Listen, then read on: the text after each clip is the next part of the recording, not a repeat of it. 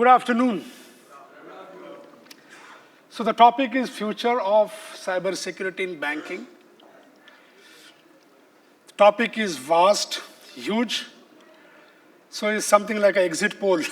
don't, don't think whatever I'm going to say is what will be the future, but it's my perspective. Well, industry has seen, friends, a lot of shift, especially post-pandemic, about the way the cybersecurity is designed and implemented. Huge shift. There is also a shift in the role of a CISO, right from a technological security all the way to the compliance management, to a digital security persons, to a flavor of data privacy, to being an influencer, part of the board, a part of the strategic issues. So role is widened, right? So I'm going to quickly touch upon 2-3 elements, impromptu, about what I think is going to be the future of cybersecurity and in a way about the CISO as well. I'm also going to add a little bit of flavor of the regulators. One of them is over here, Mr. Meena from NCIPC, and of course RBI, then few other quasi and actual regulators. And also the board in some sense, because the topic is little vast, so I want to touch a little bit of the paraphernalia around that. So the first aspect, I believe, compliance will take a lot of focus when the cybersecurity is concerned in the days to come. Okay? The compliance not only from the regulators, but also from your investors. I still remember a decade back when investors were hardly bothered about what are your cybersecurity investments, how you are managing the threat landscape, etc. Today, practically every month, there is a call happening with the investors. So there is a lot of expectations from the investor community, from the analyst community, from the media people, from the board, and from the regulators. So compliance will be a big factor in the days to come. So one has to definitely think how the compliance needs to be effectively managed in the days to come, for which automation in the entire cybersecurity compliance, in my view, is going to be the key area, right? And that will dominate in the next decade or so easily if somebody really want to be effective in this part. Second part, which is, in my understanding, is slightly ignored, not in the full capacity, is the two-factor authentication. So having a strong authentication framework across your digital assets, on-premise, cloud, your huge customer-facing assets. Why I'm saying so, post-pandemic, if you see, it's all about digital transformation. When you talk about digital transformation, cloud and API becomes a fundamental two building blocks. Without cloud and without APIs, the digital transformation perhaps is not the digital transformation. And when you talk about the digital transformation, the authentication plays an extremely important role. It's very simple to sort of think, oh, is that so? What's new? Samir Naya kya bata raha hai? But trust me, the attacks have moved to a very different level. And in the days to come, with large language models and AI/ML, the attack vectors will become more sophisticated, more targeted, and more complex. So having a very strong and the layers of authentication form factor, static, a combination of dynamic, at a regular journey in your access will be a fantastic measure in the years to come. To give you a simple example, today most of the banks only provide a customer ID and a password. Yes or no? Yes or no? Right. So once you log on, when you want to transact, then there is a two-factor authentication which is kicking up. Today, the fraudsters have started to use bots which will read the user ID password, or they will capture it using social engineering tactics like phishing, wishing. They launch the bots. They will not launch the bots on your setup or your application, but also launch the bot on all third-party where the access is directed. Second example, take an example of a cloud applications accessed by, for example, your third-party vendors, right?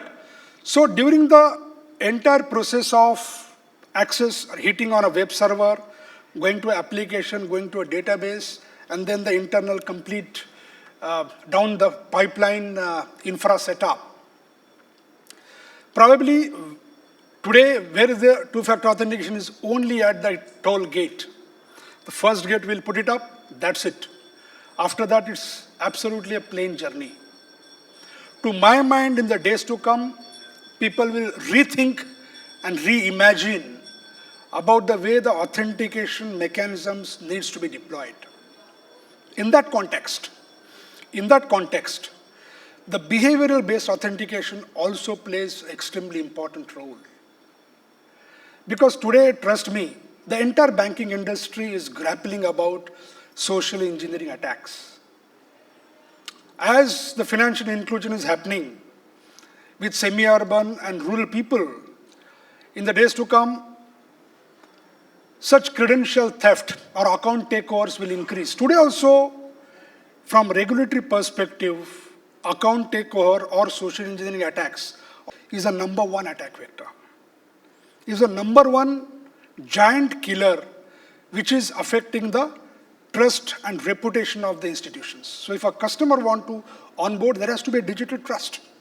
And the digital trust is getting eroded because these credentials are misused. And honestly, there is no solution, a silver bullet for social engineering attacks. Okay?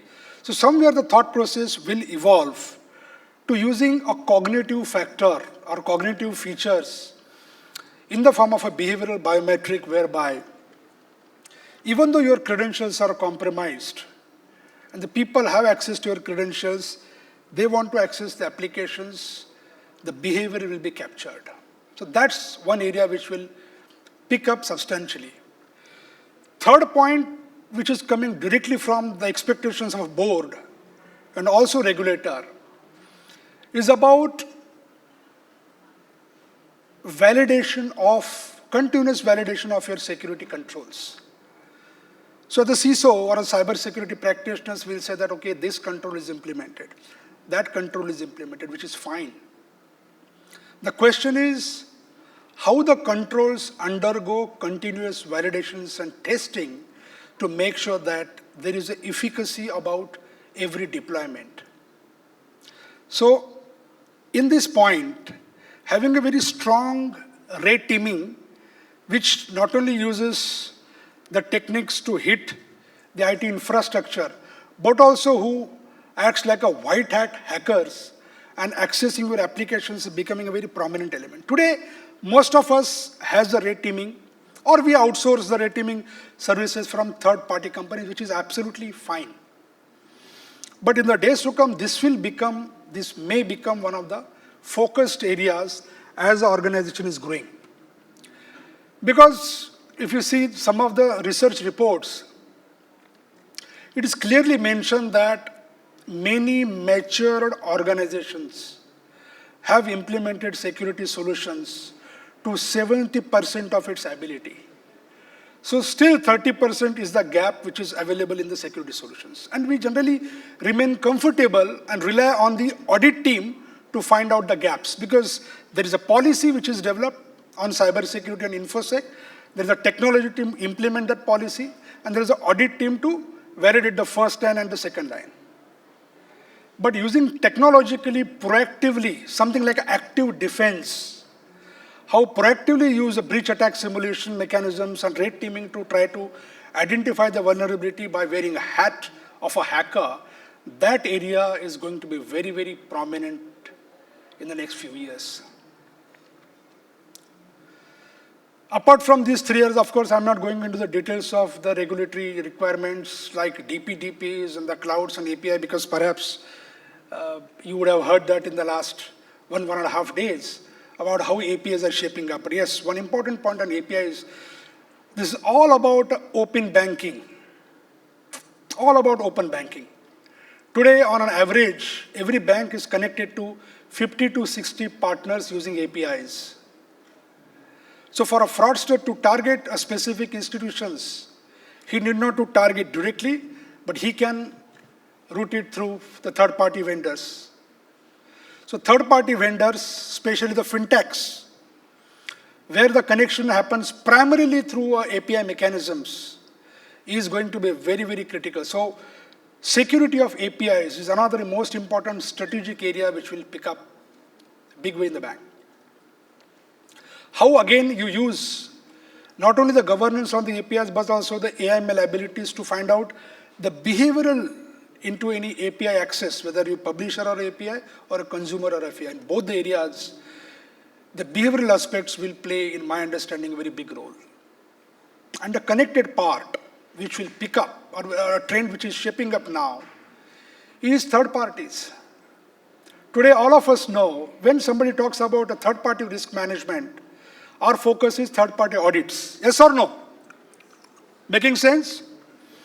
So third-party audit is the primary mechanisms to get a comfort about how my data is secure with third parties, and in turn update to the board, to IT strategy committee of the board, or to information security committee, or to an investor. But because the fraudsters knows that if I want to hack or target institutions, simple mechanisms also target X, Y partners because they process huge data of this organization. So how to make sure that we have visibility over my data residing at the third parties all the time? I think that is the area which is also evolving rapidly. There are multiple third-party rating service provider which will monitor the third-party rating, etc.